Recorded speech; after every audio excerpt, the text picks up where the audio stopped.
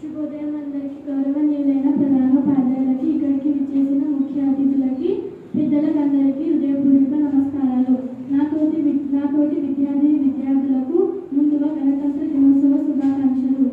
నా పేరు మనీషా. నేను 6వ తరగతి చదువుతున్నాను. ఈరోజు మనం 76వ గణతంత్ర దినోత్సవ వేడుకలు జరుపుకుంటున్నాం. ప్రతి సంవత్సరం జనవరి 26న భారత గణతంత్ర దినోత్సవ వేడుకలు జరుపుకుంటాము.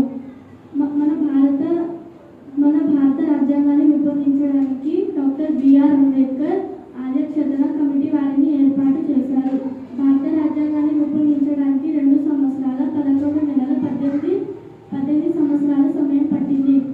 అందుకనే అప్పుడు జనవరి 26న 1950న భారత రాజ్యాంగం దేశం మొత్తం అమలులోకి వచ్చింది.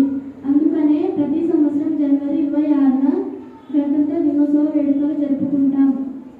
భారత రాజ్యాంగం ప్రపంచంలో కేవలం అతిపెద్ద లిఖిత రాజ్యాంగం.